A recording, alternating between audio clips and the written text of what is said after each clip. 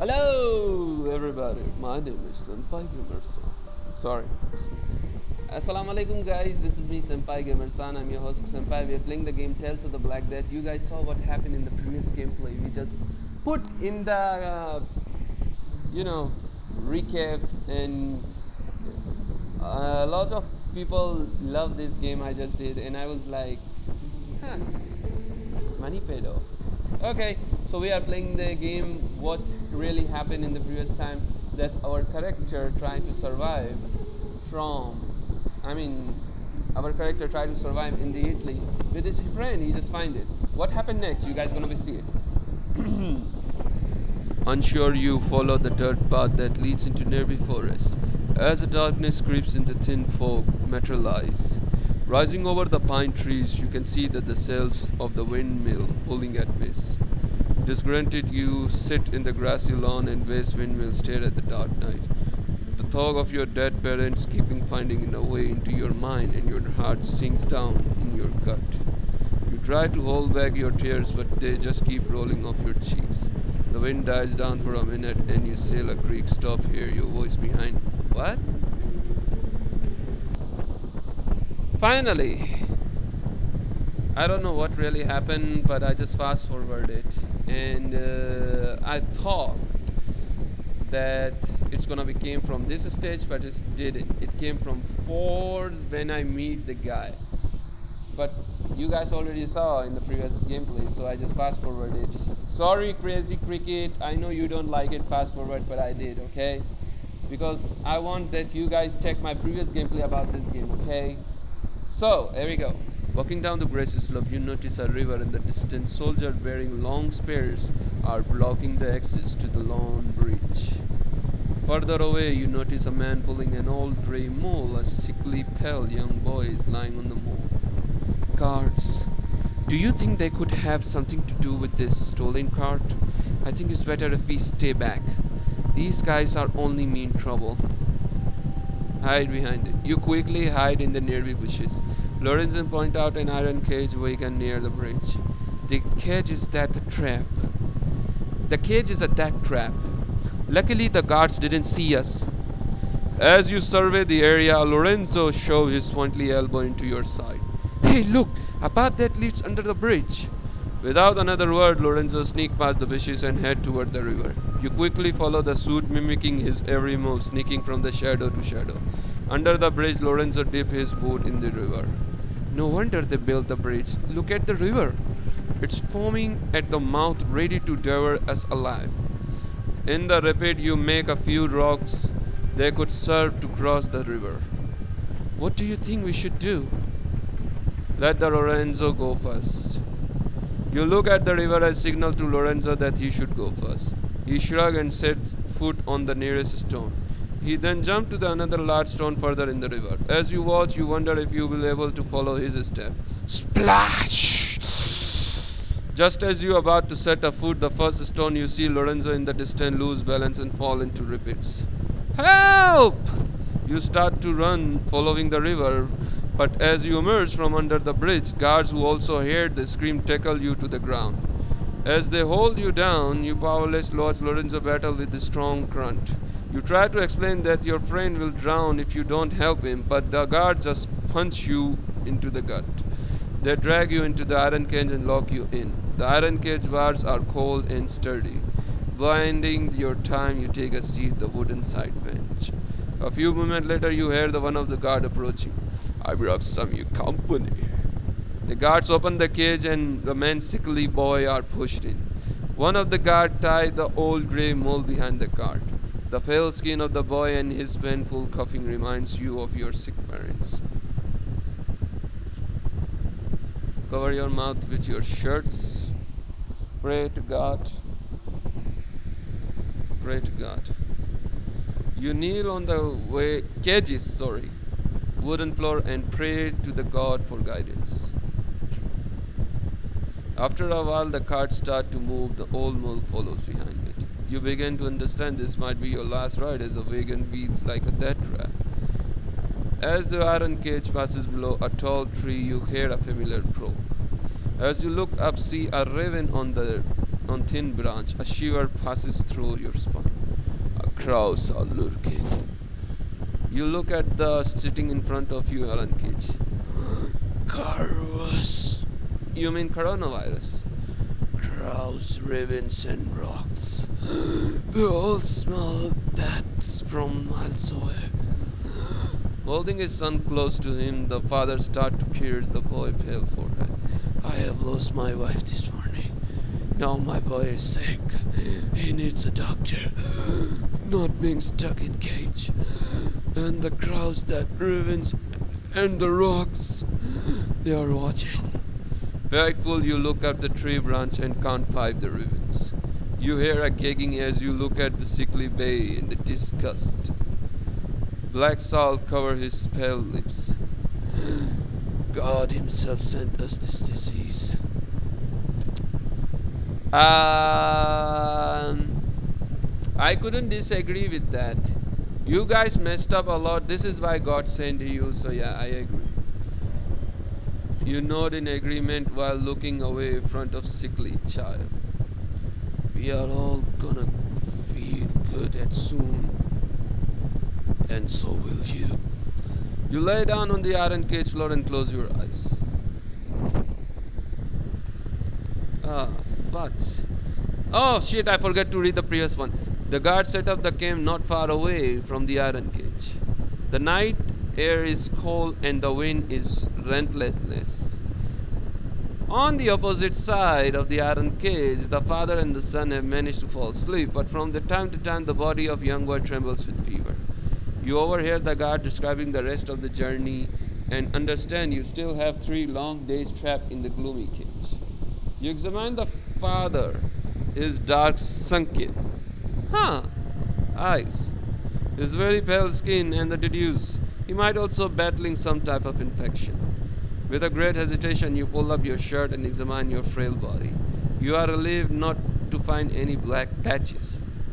Still, you feel a swelling in your throat. A whisper comes out from darkness. Hey, it's me. Look, like you're still alive. Looks like you're still alive. Oh fuck, I'm getting sick! Under the pale moonlight, you can barely discern a small silhouette, but the voice is undeniable. It's Lorenzo. And guess what? Those soldiers are drunk as skunks. I managed to steal the keys off one of them. Lorenzo edged closer to the cage. Baldasar, you don't look so good. Are you, infected? You describe your swollen throat and itchy eyes to Lorenzo, hoping he will brush it off with some sort of allergies. Instead, he walks away from the iron cage and mortified. A swollen throat. Show me your neck. Pull down your shirt. You get closer to cage, expose your neck and body. Relieved not to see any of those dark skin patches, Lorenzo continued. Maybe you got some kind of flu slipping out here. Better hurry to your aunts so she can have a look at you. Let's ride the mule to save the time. Lorenzo looked at the old man and his child behind you. They won't need it. That kid is already dead. As Lorenzo unlocks the iron cage, you feel your fever getting stronger. As soon the gate opens, the father pushes you aside and carries his child directly to mule. Get out of my way! This is my mule and I need it! You will be damned if you steal from me! Lorenzo grabs the bridle attached to the mule's head. We are taking a mule, old man. Right, Baldasar? Let the father take his mule back. No, let the father take the mule's back. You move aside, the father climbs on the mule and his sickly son. He whips the animal and soon they are gone. I hope you know what you are doing. Which way to your aunt's house? Holding back the cuff, you look at the moon, point to the west and start walking. The fever continues to grow inside you. The scenery is confusing blur. Your clothes are damp and cold. You no longer feel you're controlling your motion. Inside your head, a voice keeps repeating. Keep going. Keep walking. But the fever is too strong. You lose consciousness. The dark feels. Oh, I'm dead. In the darkness, you hear your aunt's familiar voice and feel reassured. For 2 days are delirious, battling with strong fever. You have endless memory of your aunt. feeding your barley water and boiled onions. Then one morning you sit bed feeling much cured. Your aunt sit at the edge of your bedroom, worrisome look at her face. How are you feeling, Baldasar? Ah, he looks fine. Can I have a bit more soup, I mean? Your aunt smiles and nods at Lorenzo, who quickly fills up his bowl.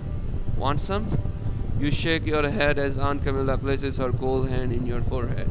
What brings you back to the countryside, Baldasar? Announce your parents' death.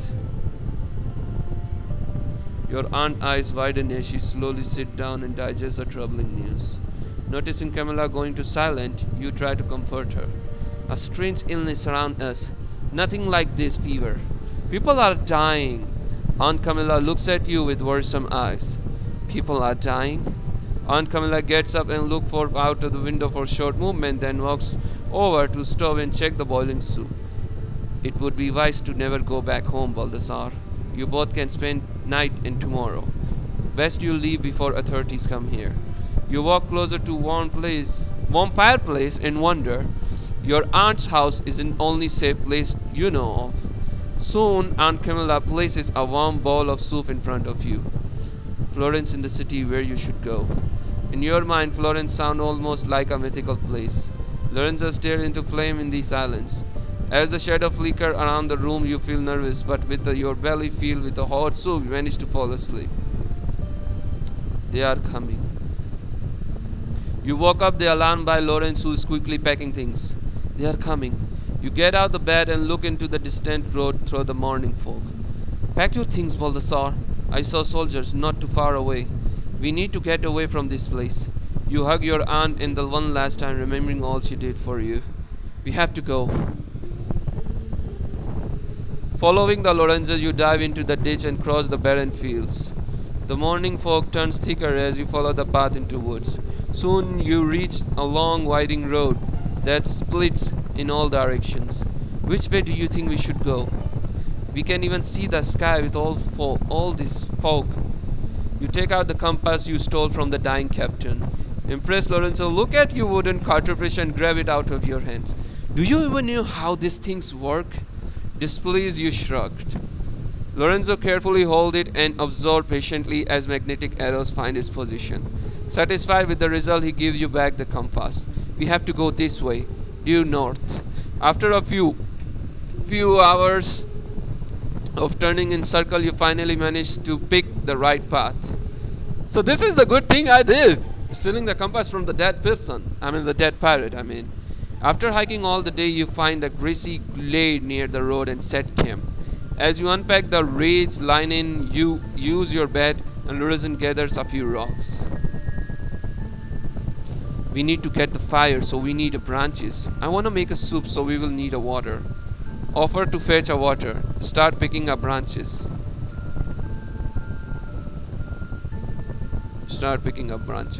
Lorenzo grabs his goat skin canteen and leaves in search water. You start looking around the dry branches and stumble into old statue of the wailed woman. With two tall bird-like wings behind her back, the statue seemed to emerge from another era. Can I pray? Or can I walk away? Let's pray. From the strange vision, you feel inspired and kneel down at your feet, start to pray. In a prayer, you think of your own mother. Remembering the kindness and joy she brought into your life, she shed tears. Not long after, you leave the statue and continue gathering wood until you have enough night. Oh, I got insanity up. Now I can't fail bad when I got minus. You find your way back to your camp and round up a few rocks in a circle.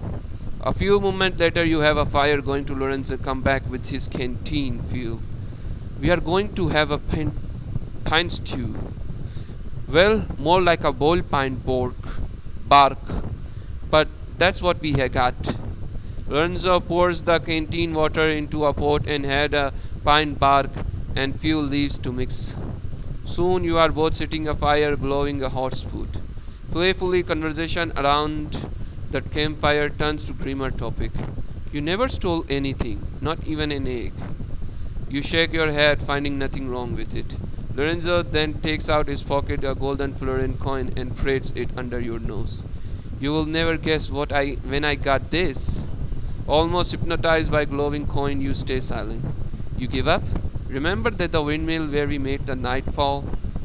At that moment you remember clearly recognize the golden florin. The coin used to belong to Alberico, the one-hand miller. That's right. I broke into windmill while you slept. I looked around for anything of value but found nothing. But that is until I decided to leave. Then I saw just above the door a golden florin coin. Upon hearing the stereo, you are unsure how you feel. Seeing your puzzled expression, Lorenzo places the coin just in within reach your hand. If you want it, it's yours. Take the golden coins. Take the golden coin. Without hesitation. I shouldn't have to take the coin. Okay, I have to do it again. So now I'm gonna decline the offer. It's your loss. I don't think you mean for this world. It's cruel out here and unforgiving. For a moment, Lorenzen appeared too deep in thought.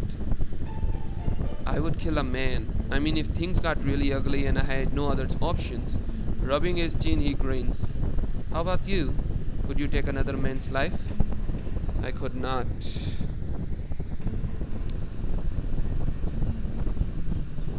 What if I say yes? Lorenzen burst out the laughter. I don't believe you for a second. I have seen you around your aunt. You are a mama's boy. Offended, you stare into fire. Still, you wonder deep inside if you told the truth. Could you really kill a man? Your eyes half open, you examine the flames as they dance together, create a fire before you. You recall the priest preaching against violence, wonder if his own life is even bigger danger. At the gates. Finally, after camping the roadside and the feeding on the wood pigeons and boiled water, you arrive at the top of the ridge and you see an impressed gathering house in the distance. There it is, in all the mighty glory, Florence. You gaze in amazement at the largest city you ever encountered. Here we can find a shelter, plenty of food, and most of all, anonymity. Together you walk down to slope and move closer to massive rampart that blocks the passage to the city. Soldiers are patrolling the iron gates. What do you think? Surely the news of our journey hasn't reached this town. We are two nobodies. Proceed through the front gate. Look for another way inside. How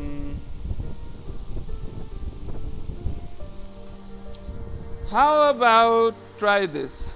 As you approach, one of them, armed with a sharp spear, signals you to move forward towards him. Without a word, he examines Lorenzen from head to toe, then he focuses on you. With an air suspicion, grant you access the city. You walked in, followed closely by Lawrence. Immediately, you are stunned by the impressive architecture of Florence. The streets are paved with cobblestone and cramped houses create a sprawling maze of the small alleyways. The city is lively, but also you notice a few more guards patrolling the street. I had a bad feeling. I have never seen so many guards. A strange uneasiness in the air is palpable. People walk with haste, some pulling handcarts, others rolling barrels as if they are preparing some sort of siege. You recall as a mischief as the rats quickly passes near your feet. Let's try to find a supply, at least a safe place to spend the night. I suggest we split up and meet back here around midnight. Still overwhelmed, you nod slowly. Oh, and whatever you do, don't get cuffed. With those words, Lorenzo disappeared into nearby alleyway. Secretly follow the Lorenzo. Take your own path. You start walking a blind with a small crowd as the best you can. You pass a house with the window open on the ledge. 3 loaves and the blackbird are airing the sun. Steal the loaf and man. Stealing is bad, but I need it to surviving. Yeah. Still. You walk closer to the window, take a one leaf and tuck into another your shirt. Something you have learned from Lorenzo. God is watching. Leaving the alleyway, you find yourself facing an old church as a few beggars and the poor townsfolk crowd the step on the holy structure. You understand that this church serves people of a great misfortune. A woman crying a child exits a church, leaving the door ajar. Propelled by curiosity, spiritual calling, you creep in. The candle lit the church interior almost bare in any art and ornament, a part of dozen hung paintings and a large cross erected behind the stone altar. As your footstep echoes to disturb the holy silence, a few praying worshippers glance at you with the disapproving faces. Trying to avoid their gaze, you walk towards a white painting which illustrates a mountain gathering a faithful and cross. In the dark recess, you notice the confusion booth. You walk over to discover a copper box filled with shut by metal lock. Having a no coins to give, you decide to discard the donation box. Disregard the donation box. Steal the donation box! You walk past the donation box as you are about to enter the confession booth and bulky man blocks your passage. You quickly divert your trajectory and sit on many empty benches. In silence, you bow your head and bring your hands together and pray. In a prayer and think of your journey so far. Convinced you haven't done any mortal sin, you simply ask for guidance and forgiveness. As you lift up your gaze, you look at the bare cross behind the altar and the sense of peace washes over you. Ha! Good! After a while, you leave the church and head over the nearby plaza. Keeping your head low, you pass the few shops, turns in the larger street, and finally arrive in the city plaza. In the distance, you notice a small commission. Rats. In a far corner, peasants are gathering around a young girl who is having a fit of rage. Rats have cornered the poor child, and her attempt to scare them off has failed. For some strange reason, the sight of the rats scared living hell out of everyone, and not a soul attempt to help the girl. Rescue the girl from the rats. No, look for weapon. While rats start climb on the girl's dress, you frankly search a plaza for some kind of weapon. 1 year later, you spot an old man leaning a crude wooden cane. In the corner of the eye, you see more rats attacking the girl as she cries at horror. You grab the cane and swiftly strike one of the largest rats violently. It lets out an ear-piercing scream, scaring off the other rats, or at least make them hesitant to attack you. You get closer to the girl and notice black patches around her neck and forearms. Those are clear signs that she is infected by the same disease that killed your parents. Save the girl, let her die. Ah! Why I do this? Should I save it? Maybe she can be a cure. Save the girl. Armed with the cane, you swing at the rats like a madman, slaughtering a large amount of them. After a while, the remaining rodent, dizzy from the rage, flee. In a tears, the young girl falls to the ground as the crowd gets closer. Many of them gasp as they notice the dark patches on her skin. As the crowd becomes alarmed, the young girl runs away into the alleyway and never seen again. While you feel some pride having saved the girl, you also wonder if she will go out and spread the disease into Florence. Dusk to dawn, curfew. Curfew. As the night, people gonna be hate you if you read like this, bro. People gonna hate you. Sorry. As the night falls, flickering lamps appear in the distance as the thin layer of the wood smoke fills in the air. At the edge of the tall church, a watchman in a thick leather coat rings an iron bell and calls out, "Dusk to dawn, curfew! Dusk to dawn, curfew!" Far away you hear the distant crack of the door and shutter closing shut. Soon the streets are bare except for a few rats scrambling along the houses and crawling deep into gutters. As the watchman heads in your direction, you notice a drunk walking aimless in an alleyway. Suddenly he lowers his trousers and starts to take a leak against the wall. As the watchman's lantern edges toward the alley, you need to act quickly. You could push the drunkard into the street and cause destruction and flee, or you could hide into the shadow. Is that a bad deed if I do that? Let's see. With all your... Ah, that's a bad deed. Why I do this? At the gates, yeah. Yeah. Look for... how about proceed through the front gate? Now I need to steal the food, then I have to pray for my conviction.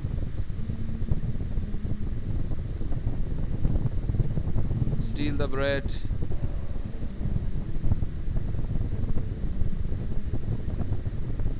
Disregard the donation vouchers.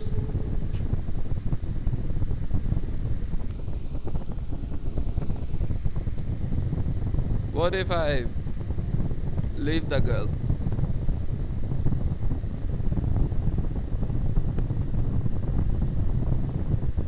You move away and watch this. Ah, fuck. Really? Let's see. Hide in the shadow. Noticing armed men with the watchman, you quickly hide in the shadows. The soldiers pull at a few door handles, confirming each has been locked.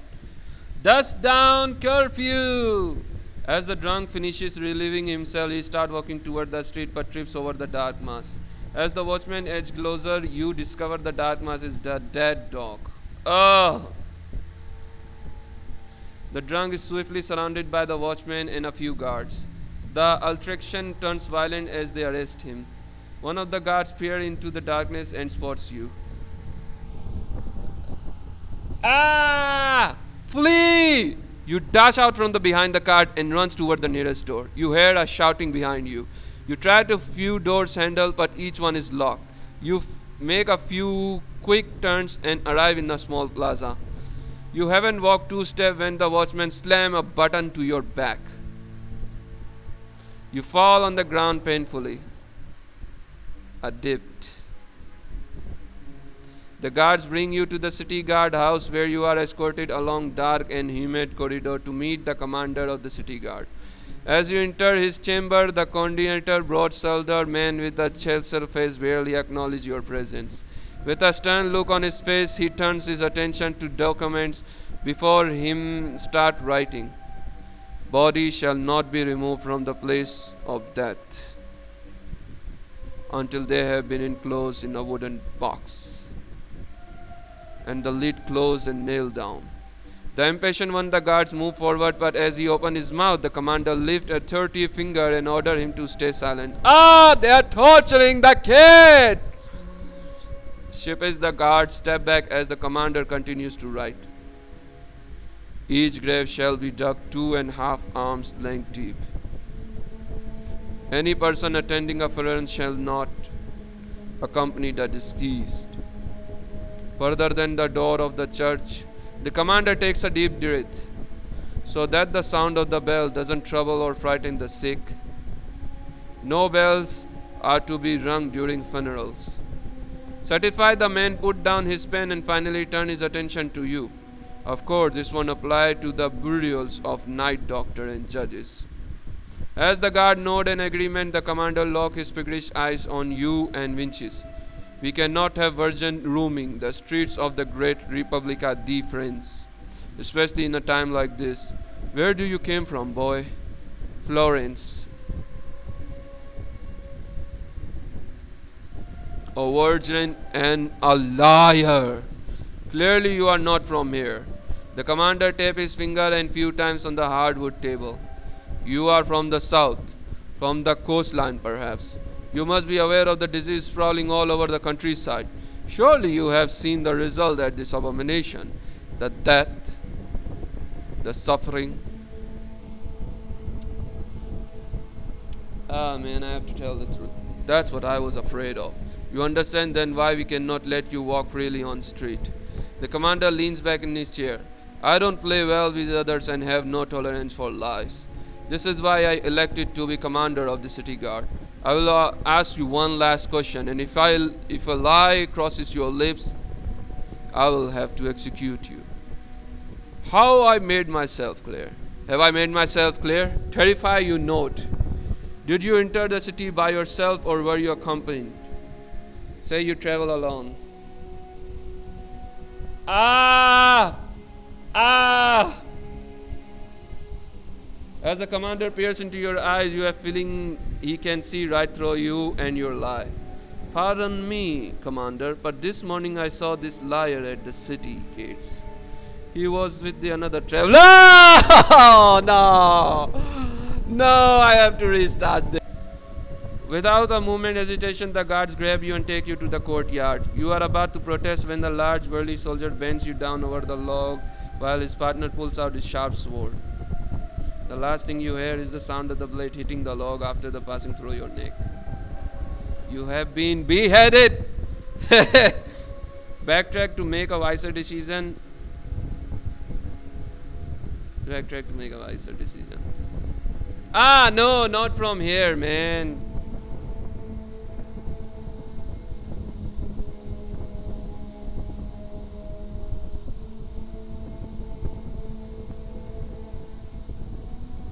Lawrence, how about I do the 3 lights? Let's see what happens. Lie. His thunder of voice shiver down your spine. I don't play well with the others. I have no tolerance of lie. This is why I'll ask you. Okay, lie again. Let's see what happens if I lie again. I am beheaded. Ah, I never try to pull down your shirt. Oh fuck, I'm restarting the game. How about this? It's to save a friend, someone you care for a danger. You are only one of that can save them. You shrug off the idea. Throw like these used to keep me at night. Your eyes half open, you examine the flame as they dance together.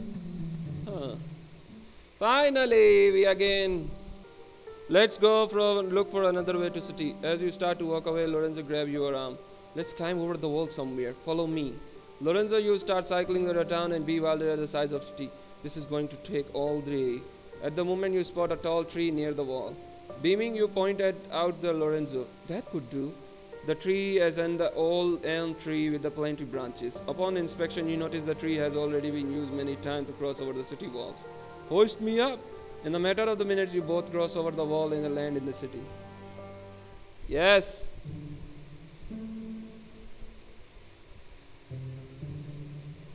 Okay, then same thing happened. Here you go. Let's see what happened. Hide in the shadow. Not gonna try to run. Not taking any chance, you decide to surrender to authorities. Adept. Yeah, you then asking for everything. I have to lie. At first I have to tell him a reality. A Florence.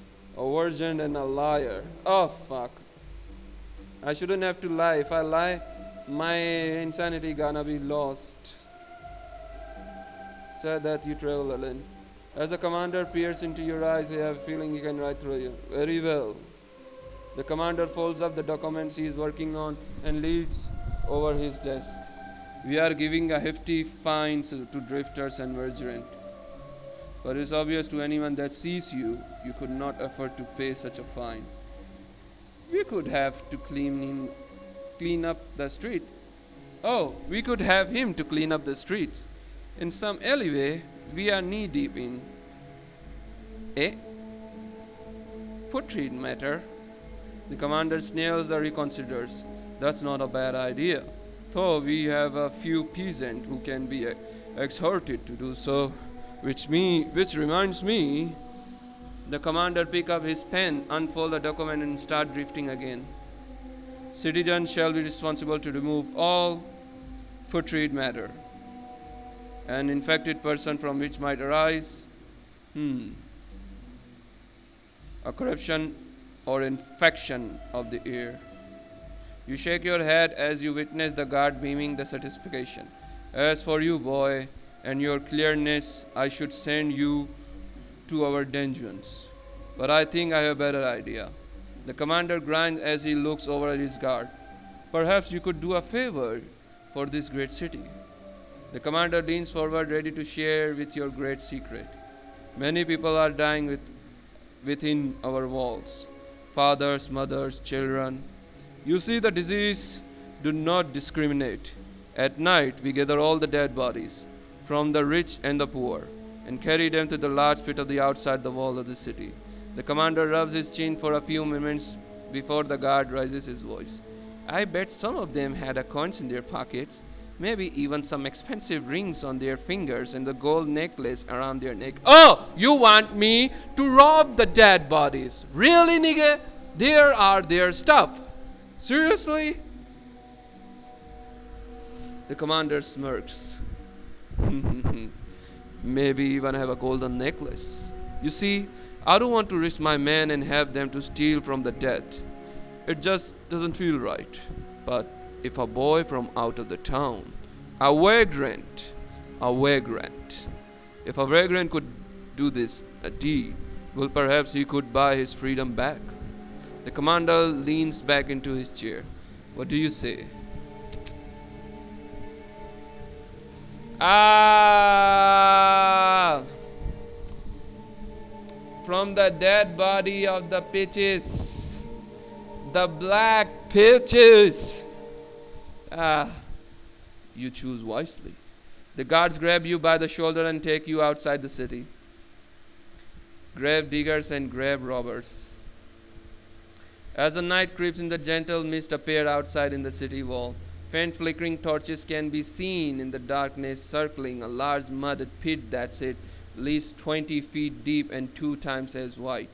Using a large wooden shovel, gravedigger covered by the old devils and freshly earned the lime, the guards take you to the mouth of the pit and where the stench is quite strong. You try not to puke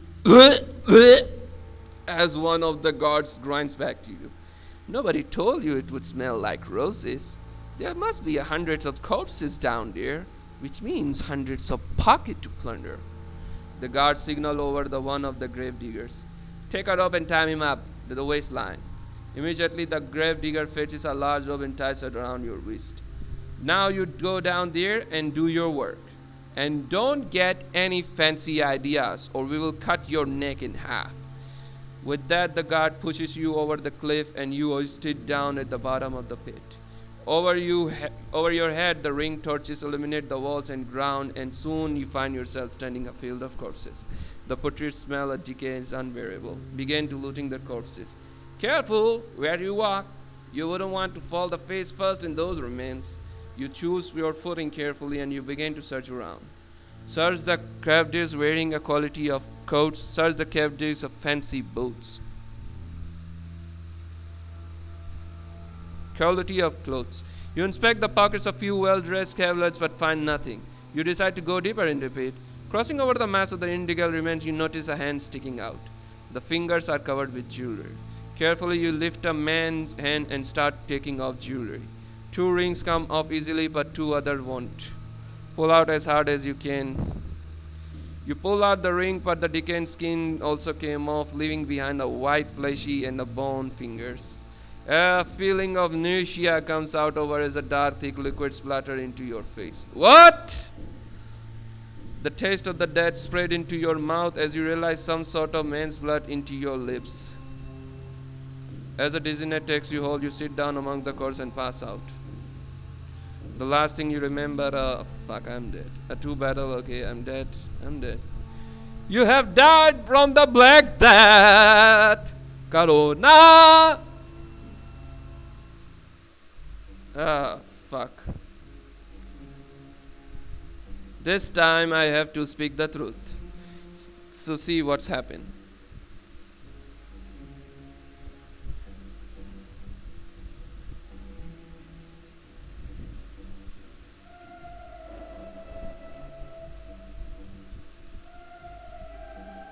Let's see what happened if I say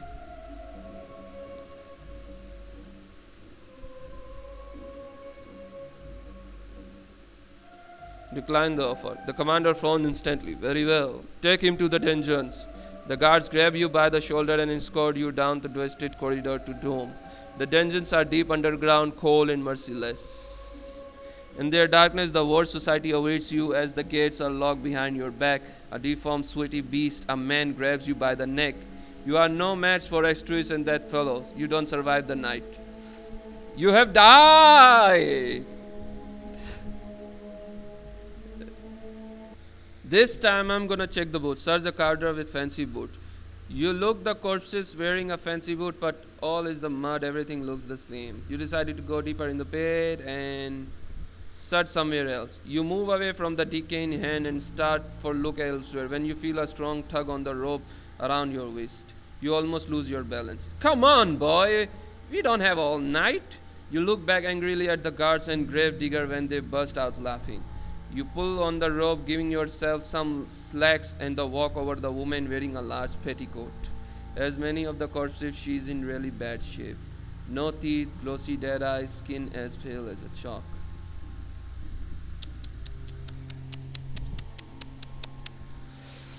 I am doing horrible thing right now. You lift up a petticoat carefully. Underneath it find a small string purse filled with coins. Putting the purse around your neck, you move safe distance from corpse. All right, let's get him out of here. The grave digger pulls out the rope and hoists you out of the pit. As soon as you reach the safe ground, the guard extends his hand with an arrogant smile on his face. In his hand, you notice a dagger. Give him a whole loot, offer only a purse, pretend you didn't find anything. Well then, you are worthless.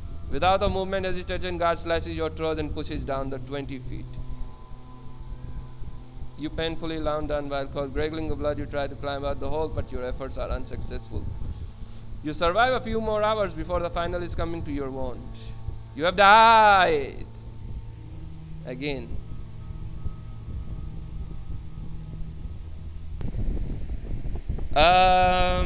What happens if I bring the person with me? I mean, what happens if I tell that? Confess you are trailing. Okay, send some man to locate the fish and bring him back to me. I shall be done. Very well. You are given a 50 drifters. Okay.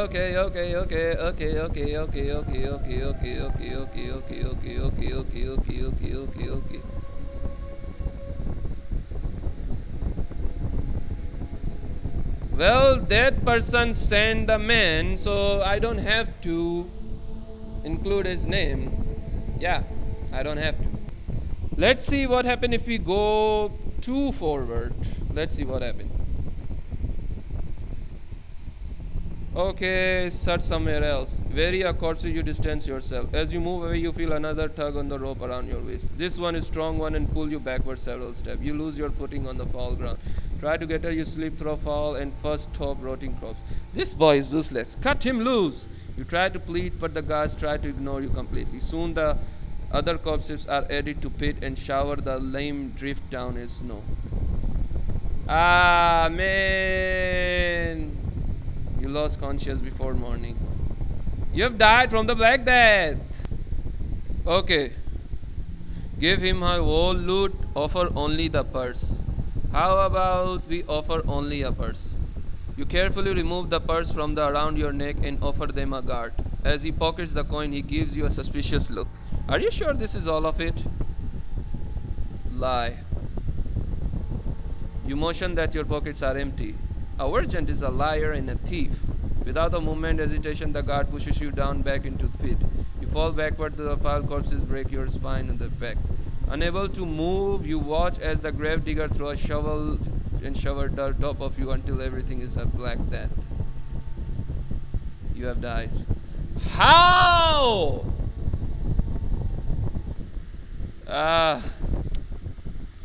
You hand over the purse and rings to the guard. He grunts and grabs the loot from your hands. He gives you a suspicious look, tucks away his dagger and lets you get out of it. As the guard escorts you back towards the barricades, you came across a man lying on the street. Recognizing that this is the guard, punches his buddy in the shoulder with delight. Hey, I know that man. That one of the merchants that sell all those fancy fabrics. Without a blink, he motions you to go examine the man's pocket. With a sharp spear at their side, you have no choice but to follow the command. You walk closer to that man, and as you bend over to pick the pocket of his coat, you notice the guards are far behind you. If you wanted to flee, this could be your chance. Pick the pocket of the merchant. Whee! Feeling the movement is right, you dive into narrow passage. The hall elevates stink of fecal matter, and you quickly assess the situation. Hide. You spot few wooden carts and hide behind them. Soon you hear a running footstep of the guards coming closer. You also hear them slide off the murky pavement and fall. After a few curse words, they leave the area. Following the narrow... Ah man, how about if I pickpocket? Right then. Pick the pocket of merchant. You tap over the pockets of coat trousers and locate the hard lamp. Fetching inside the coat, you find a black leather wallet and hand it over to the guards. Please, the guard hands it. Please, the guard hands it to his partner. Good boy. Seems you were meant for this type of work. The guard pats you back as they proceed to escort you to the commander. What? At the barracks, you are led once again in the dark corridor to the commander quarters. As you walk on, the commander folds away documents and turns his attention to his guard. You notice a black leather wallet you just took from the wealthy merchant is missing. Using a thin blade, the commander rampaged through your findings. These are but mere trinkets, not worthy my time or time of my men. Utter those words, commander motion of his guard and size you. Throw him to the dungeon. Maybe there he can learn become a better thief if he last night. Rat out the ground. You snitch the guard who discreetly kept a black leather wallet from himself. The commander leaned his heavy gaze on his men. Is this true? You do believe a liar and a thief over your own man, commander? The commander frowns and looks back at the loot of the table. Take the boy out of the city, then come back here with your man. We will have a private conversation. Two guards grab you by the shoulder and escort you to the city gates. Before you realize what's happening, on the guard pushes you onto the alleyway and cuts your throat. Huh? That's what you do to snitches around here. You collapse in your own pile of blood and watch the horror as the guard rush out the alley. How could the commander trust their guards when this kind of thing? Last thing you see, a pack of the rats heading your way. Eat my ass. Ah, again I dabbed my goddamn it. Ah, finally. After a few curse words, they leave the area. Following the narrow alleyways and keeping on to the shadow, you find your way to the gates, and that leads you out of the city. As the guards are blocking the exit, you realize it's impossible to get out unnoticed. You find a scheduled corner to hide and wait for an opportunity. At the dawn of a man pulling a wooden hand cart emerges from the narrow street. He stops in front of the house, pick up a corpse and put in the cart. You recognize the man as the one of the grave diggers and conclude he must be taking the dead bodies to the pit outside the city. As the grave diggers stop at the gate to talk with one of the guards, you realize this could be a chance to jump on the cart to pass the gate. Hide into the cart with dead body, bribe the man with the black beard. How could I bribe it? I don't have anything to bribe that man. What I'm gonna be bribed? My compass? No, man. Oh, man. Crouching low, moving quietly as you dash over the cart, you lie down next to the cave darts. Immediately you are overwhelmed by the reek of rotten flesh and other excretions. You try not to puke. Fearful, you close your eyes. You hear the approaching footstep and deduce a guard is coming over. You examine the dead bodies of the cart. Reveled by the sight and smell, you hear him gasp. Soon the cart starts moving again. Feeling safe, you open your eyes. You are outside the city gate. A sense of freedom washes over you. Once out of the city, you roll over the cart, tremble on the ground, and quickly dive into ditch. What are you doing with your butt in that dirt? You look up to see Lorenzo waiting for you by the large tree. You don't look like you brought back any food or water, or that you can find any shelter. I look for you all night, you know. Happily, Lorenzo lends you a hand and pulls you onto your feet. I thought you might be rotting in that cruel Florence dungeon. As you dust off your clothes, you remember that the loaves of the black beard hidden in your satchel. Share the bread with your Lorenzo. You take out the black beard bread from your satchel and show it to Lorenzo. Would you look at that? You did find some food. Lorenzo grabs you the bread out of your hand and cuts the load in half and then hands over the piece. I knew you weren't useless after all. Lorenzo looked at the gates and the city guards where they are standing. Well, better not to stare too long. Let's head to the coastline. Ah! You enter the nearby forest as soon as you. So now I'm gonna do the 1 hour gameplay so you guys can enjoy this game. You enter the nearby forest as soon as you are surrounded by the tall pine trees. A dirt of the road leads away to the Lorenzo takes the lead. Suddenly you hear a horse hooves beating the rough dirt path behind you. You turn around to find the fist bashing against your forehead. You fall the ground and three riders, boiled leather armor, surrounded by you and Lorenz. Pulling out the sword, the leader of the group asks for your all position. You open your system and take out the wooden compass and hand it over to Raider. The Raider examines the unique artifact and grinds. Another rider passes behind you. Quick as wink, he puts a sack over your head and pushes you to your knees and lands sharp below elbow to your head. Oh. You wake up with splitting a headache. Dry blood sting your eyes. Your mouth's gagged by the dirty cloth and your wrists are bound by the leather shackles to the wheel of wooden wagon. Lifting your gaze, you see Lorenzo's unconscious beside you. Not too far away, two of the raiders are having a conversation. You overhear how they will try to sell you off as a slaves. After inspecting you, restrained rider walks away and run down the shelter.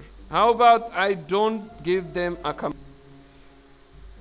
You yell at the yellers to run away and dash into nearby bushes. The horseman quickly reaches you and club you repeatedly with wooden stick until one blow hits your skull. You pass out. You wake up with splitting headache, dry blood sting your eyes. Your mouth is gagged by the dirty clothes of your wrists around by the leather shackles and wheels of the wooden wagon. Lifting your gaze, you see Lorenzo unconscious beside you. Not too far away, two of the raiders are having conversation. You overhear how they will try to sell you off the slaves. After inspecting your restraint, the raiders walk away and enter the rundown shelter. You think you are safe for a while, but then you see a wild boar sniffing about. No doubt the beast was lured by the scent of your blood. Inspect the cart. A rusted nail peek out of wood planks of the wood wagon, and after a few attempts, you rip through your gag. Look over the raider's shelter. Bite off the leather bonds. Beside the raider heated conversation, the place is as calm as mill pond. Using your teeth, you bite a chewy restraint around your wrist. Sadly, the leather is too hard. The wild boar notices you and goes into charging stance. Knowing these beasts are unpredictable, when they are fighting, you move carefully. You need to think of something quick. Soak your restraint in blood. Kick the beast.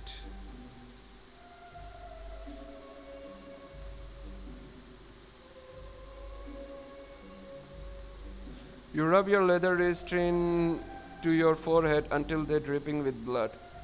Attracted by the pagan smell of the blood, the wild boar rushes to you but focuses his sharp teeth on your leather shackles. It only takes a few bites from his powerful jaws to cut through the straps. Once you are free, you throw the leather strap far away. To your luck, the beast follows the bloody restraint into forest. Clever bitch I am! Along again with the Lorenzen, you make sure the raiders are still busy and try to break the restraint. As you manage to damage the thick part of the leather, you notice one of the raiders heading towards you. Before you have time to react, he lands a mighty blow to your chest, knocking you down violently to the ground. Seeing a Lorenzen regain consciousness and start pulling out his restraint, the rider reaches for his knife and walks closer to him. Attack the raider. You pick up the largest stone you can and find to raise it over your head. You walk toward the raider, and just before he stabs Lorenzen, you bring the rock down on the man's head with all your might. Crack! A large crackling sound resonates as the man collapses in the dirt. Did you kill him? We have to get out of here. At that moment, the two of the raiders come out the shelter. Without hesitation, you run off into the bushes closely, followed by Lorenzo. You choose a path where the branches are thick and are sure to slow down the raiders. You can run until your muscle ache, until you can no longer run. Lorenzen collapses next to you, then crawls to nearby tree stump. I'm exhausted. I think we are safe here for the night. As you lie down on the cold grass, you realize you have lost the ridge lining you have been using to makeshift bed. Still traumatized by the violent scene, you wonder if you will able to sleep. You think we killed that raider, don't you? You answer with heavy silence. People dying from disease or something, crushing a rock onto man's skull and splashing into wide open. That's something else altogether. In your mind, you play the scheme over and over again. We had to defend ourselves, right?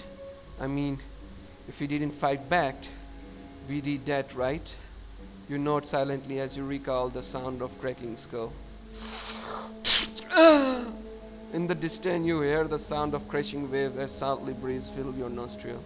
Lawrence heard it too. We are near the coast. Let's just make it through the night. Finally, you fall asleep.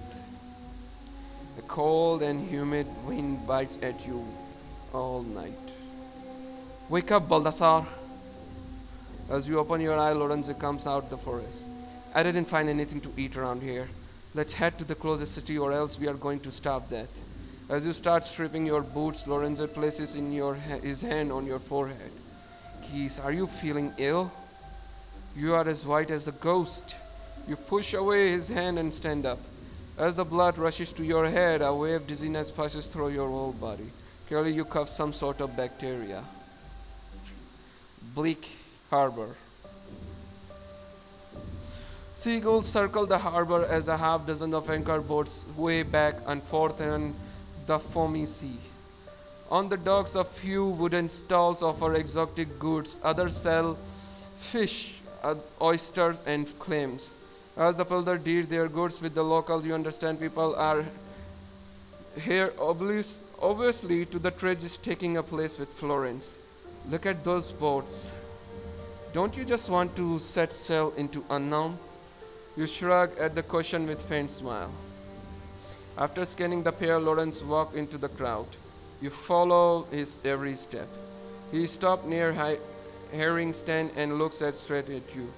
This time let's check together, so I don't end up looking for you half the night. Lawrence hinted at the dying fish on the stand. If you want to survive in the world, you have to learn to bend the rules. And if that means taking a coins from the blind man, then that's what it means. Realizing Lawrence has survived for so long by himself, you slowly nod. Still deep inside you feel conflicted. I knew you'd agree. Lunzen takes out a piece of the sun-dried fish he stole just a few moments ago at the fish stand and gives you half. Famished, you eat up all in one glove. Between the two merchant caravans are selling a various vegetable. Lorenzo spot an old tavern. See that building? That's where we need to go. Together you cross the busy plaza and stop at the door at the tavern. Peering out the entrance, you notice a large wooden sign that reads Pueblo Oyster Vicio, the old tavern of Pueblo. Lawrence gives you a smirk. Did you ever pickpocket a highborn? You are about to reply with the details of your night, when Lawrence enters the tavern. Intrigued, you follow behind him. Drunken deceit. The dark and smoky tavern reeks to sweat and ale. A warm fireplace illuminates one of the sides of the room. At every table, men are cursing, drinking, and debating in all matters. In the low matters of the drunken conversation, the word pestilence seemed to rise above all the others. The rowdy drunks toast to their misfortune and bless and the ale their hands. Lorenzen scans the room, then pushes his pointy elbow into your side. That tall, skinny guy over there by the bar. Nice clothing. A neat haircut. Surely he must have more than a few coins lining his pocket. You spy the well-dressed patron as he pushes away yet another empty glass in front of him. If we can get some of the coins, we could buy a warm meal. Maybe we can find a boarding for the night. Wouldn't you enjoy comfort, a nice bed, if you only on one night? You cannot help but smile at the idea. After his fifth drink, the lad pushes all empty glasses far from him, then wobbles his way across the room to the door at the roar of the tavern. Since I've been doing all heavy lifting this on yours, it's your chance to prove yourself. Take the lead. Determine you take the lead and walk back to the tavern. As you exit through the back door, you find a well-dressed drunk relieving himself in the hallway. You walk toward the man silently and manage to grab a hold of his purse. Just as you start pull the purse away, the man grabs your wrist. How dare you steal from a nobleman? I have you arrested and click, clang, click, locked up. Lorenzen quickly appears behind you. Let's go off, my friend. Feeling outsmarted, the drunken noble starts fridging. Let's not get rough here. I will pay you for it. I will ask you to riddle, and if you can solve it well, I will give you my purse. You look behind at Lorenzen. He winks at you with grin. When young I am sweet as the sun. When lying in the middle age, I am make you joyful. When I am old, I am wail you more than ever. What am I? You nod to the nobleman, accepting his offer. Cheat. Solve the riddle. A dog, a wine. The nobleman looks at you and frowns. Wine, is it? You are much more clever than you appear to be. A nobleman looks at his hand holding in your wrist and whimpers. Fine. Keep half my money. I don't need it where I'm going anyway. Defeated, the nobleman hands over his purse. After stumbling on his foot, the wine walks off in the darkness of the courtyard. You walk into Desert Plaza and reach in front of the door of the inn. This place will do perfectly. But I have an idea. Let me go in, I will negotiate the price and pick a room on the far side. I will come and get you offer. Just don't stand here in plain sight. You nod in agreement as the Lorenzen enter the inn. You make your faraway nearby docks. A blaze. As a orange glow appears over the harbor, and as you step out of the back alley, you are stricken by petrifying sight. Oh, the sail as the mighty merchant vessel have caught on the fire, and the flames are spreading on the large mast. On the darts, 3 archers stand in the perfect arrangement in front of the fire pit. Suddenly, a 4th one comes out the shadow. With his commanding the stature and clean uniform, there is no doubt this man is the captain in Di Porto, harbor master. Clenching his feet, he considered the merchant ship as it drifted away from the pier. On my command. The archers dipped their arrows into fire and prepared to aim at the fleeing vessel. Knock! Draw! Loose! In a flawless synthesis of archers released their flying arrows. You look and amazed when 3 archer fire arrows traverse the harbor and lands onto Jack boat. Shout emerged of the darkness as the bright orange flame began to devour the wooden deck. A group of onlookers gathered on the docks and witnessed the tragedy. Accustomed to keeping bystanders informed, the captain Di Porter turned his attention to them. The vessel is rumored to have sailed from the part of the city, Chapa. We discovered half of the crew was sick. Sailor and merchant were stricken by the grievously. The plagues of the boils. A few of the bystanders grasped at the revelation. We told them they need to leave, but they didn't listen. That's it, until we decided to pursue measures. You watch in the dread as the sailor lit on the fire crawl at the ship deck and into the black water in the sea. Let it serve as a warning of all other plague-stricken sailor and merchant. As the harbor master turned his attention to the archer, you see a shadow drift over the open sea. Focusing your gaze, you make out the rowboat with a half-dozen men heading for the docks. Clearly, they have escaped the burning ship and seek refuge. As they reach a distant ladder, and start to climb up the main lane. You notice some of the sailors are too weak to pull themselves up. Go lend hand to the sailor. Stay with the bystander.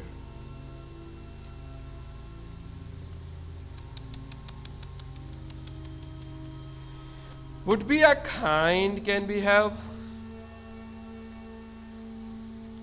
You had the ladder, extended your hand to help the sailor out the boat and a ladder.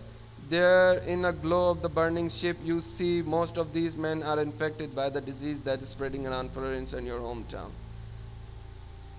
Recoil in fear. As you recoil in fear, the harbor master notices you. What's going on here? I have commanded you all to leave the city. The harbor master signaled to his 3 archers who, without movement, hesitation, dipped new arrows to fire pit. Plead with the harbor master. You announce you are not a part of the sailing crew, but the harbor master ignores you completely. On my command, there rise a few sailors, take over behind some holding you as a shield. Knock! Draw! Loose! As the archer throw the darkness of the dark precisely reach different targets, one of which is your chest. As the pain shout through your body, your shirt catches a fire and burns your face here. You try to drag yourself in the sea, but the fire burns your flesh and the pain, and I die. You have died!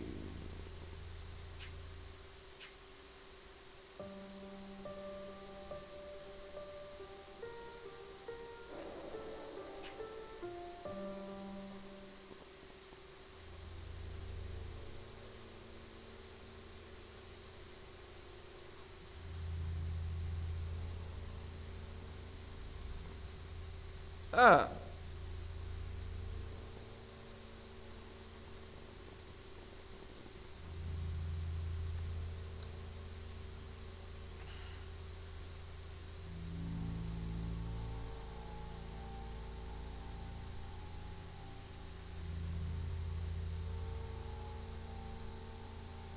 as you sick or sick sailor manage to reach the dock, you realize many are too weak to climb the ladder. Others are holding back cuff as they hide behind the stock barrels and crate fish nets. Noticing you near a fishmonger goes by, the harbor master walks over. What are you doing there, creeping in the darkness? The harbor master look at you suspiciously. You are not from around here. Which company do you belong to? As you turn your attention from the sick sailor, the harbor master take notice of your distraction. What are you looking at, boy? You hesitate to answer. Speak up. I have no patience to meanders or allergers. Denounce the sick sailors. You point at the sailor who are hiding behind the wooden crates. As you tattle, one of the sailors spots you and curses loudly, alerting his mates. Before the harbor master has time to react, they all scatter like a frightened seagull. Displeased, the harbor master snarls and point over the crates. On my command! In unison, the archers dip their arrows in the flaming pit. Now! Draw! Loose! As the archer aiming at the different sailor, all manage to reach their targets. Near the crates, 3 men burst into flame, clubs to the ground, and fight for their lives against the merciless fire. Terrified by such inhuman behavior, you leave the docks with immense and feeling of guilt. So I shouldn't have to do that. Show indifferent. You silently shrug, then innocently point at the burning merchant ship. As the harbor master shut his eye on the sea, he spot a sailor dragging one of his sickly mates toward the stockpile of crate. You are going to tell me from where you are standing you could not see these men? If we let these men infect the population, before the harbor master has a time to finish his sentence, the sailor quickly scatters like a frightened seagull. Displeased, the man turns to you and grabs you by the shirt. Archer, take this kid to holding cell. There is no use to fighting against the stronger harbor master as soon as you are placed in dumb, gloomy holding cell. After times, some of the 6 sailors who also been arrested join you in a tight room. Oh. Oh, God. This time I'm gonna be run away. Let's see what happens if I run away.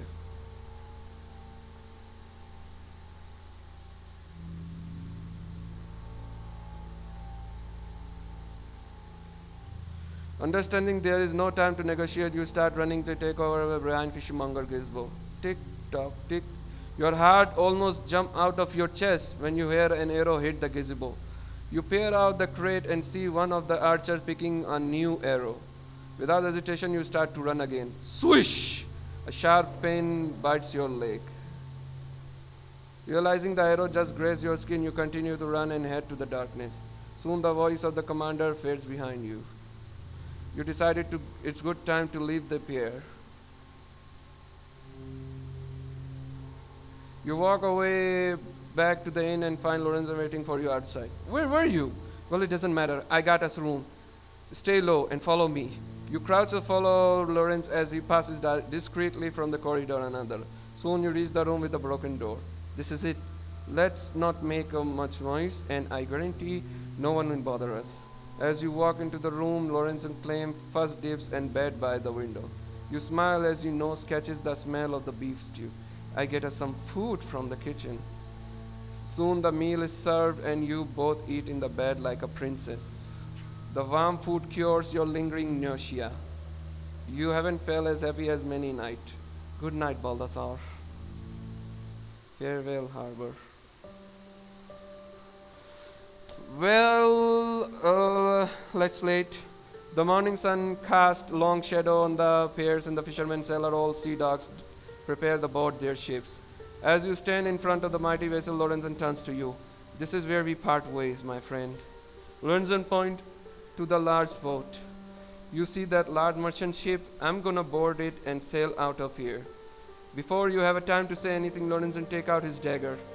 I want you to have my knife. You don't know what's out there, and without me to keep watch, you will need it. Without any word, Lorenzo places the knife in your hands and walks away. He joins a group of sailors heading to the ship decks.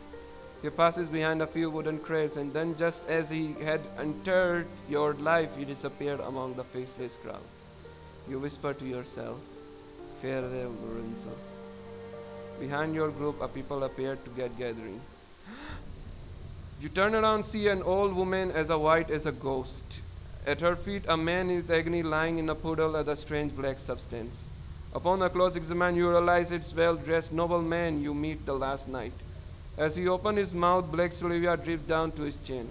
The crowd witnesses in horror as the man tries to get up, but collapses violently to the ground. Please, someone help me! He glares eye spot and crowd, and nobleman stretch out his hand towards you. You! Boy, I know you! The nobleman points straight at you. Help me! Please! I just need... Take me to see the doctor! Stay away from the nobleman. As you keep your distance, you witness a man walking closer to the nobleman. As he tries to help, the old man picks up a stone and throws it right to the man's skull. Stay away, pestilently! Other picks up more stone off the ground and joins the stoning. Avoiding most of the stone, the nobleman heads towards you. Oh. Oh! Sorry guys, I'm yelling. But this is horrible. This thing I'm gonna do. The choices. The really horrible choices. This is sadistic and I'm really confused. Both of it are horrible. You quickly pick up the stone and aim at nobleman. As you are about to throw the stone, a villager pushes you, the infected man, away from you. The nobleman clubs to the ground and in feverish fit control himself as if possessed by some demon. The terrifying scene paralyzes the angry crowd. At that moment, one of the tavern patrons from the night before recognizes you and points at you out. I saw this boy with the nobleman last night. He is not from around here. He brought this upon us. Before the angry crowd has time to grab you, you run out at the plaza. In a terror, you run out of the city and head to the wood. The thick green branches over the protection, but you don't feel safe. You continue to hike deeper into the forest until the night falls. Finding a small clearing near a stream, you decide to camp for all night. You gather the branches, start a small fire, and fetch a water to make a soup. Look for snails. You head to mossy banks on the stream and turn over the few stones. With a luck, in time you manage to gather a handful of snails. You happily throw the boiling water, and soon as you enjoy the hot soup. After a warm meal, you sit silently in front of fire. You look at the wooden wound you have, and using a cloth wrap and its best, you can start healing process. As far twist the crackles, you think about your own mortality. Stare into fire. Holding a Lorenzen knife close to your chest, you are glad to be alive. You realize the world you once knew no longer exists. The sharp blade in your hand reflects the flickering fire into your eye. Examine the wooden handle. Taking the knife by the double-edged blade, you examine the wooden handle. Ragged and worn, it seemed to hold 1,000 stories. Hold the dagger by the handle. Grabbing the wooden handle tightly, a sudden sense of invulnerability you defiance goes through you. You feel the raised wood dig into your soft palm, and sense each nick and notch of the handle has its own story. You wonder what new tale will soon be added to this dagger, and what price. End of the Tales of the Black Death, Italy. Return to main menu. Coming soon. Continue the adventure on the face the in-country examine. Oh, coming soon. Coming soon. Everything is so coming soon. Previous gameplay. I guess that's it. That's all for now. Don't forget to subscribe to my channel. Let me know what you guys think this kind of gameplay. We just end the episode 1 of the Tales of the Black Death, Italy. I hope you guys enjoy it. For me, I enjoy it a lot. Every cent, every choices of this episode. So I finally learning how to survive as a kid. Now I'm gonna get the older, but what's gonna be happen when I get the older in the second episode? Do I meet the Lorenzins? Lorenzins just joined the pirates. What happens to me? How I'm gonna be survive? Do I gonna join the pirates, or do I gonna be hunter? Do I gonna be made the Lorenzes in the ship? You never know. For now I gotta go. For my theory, I just say that Lorenzo is just a slave of the ship, and then he decided to become a thief. I guess that's it. Well, I hope you guys enjoy it. 1 hour, a lot I just did. I hope you guys enjoyed this story. I nothing else to say about this game. 5 of 5 star. I'm gonna be say. Don't forget to subscribe to my channel. I hope you are watching Crazy Kick It, and all my fans, Amy, Raven, Jason, and Potato King, a lot, all my friends who got fans or friends on the YouTube. I hope you guys noticing. Thank you so much for watching this gameplay. Bye bye, take care, love you all. Allah Hafiz, sayonara. Pakistan Zindabad. Peace.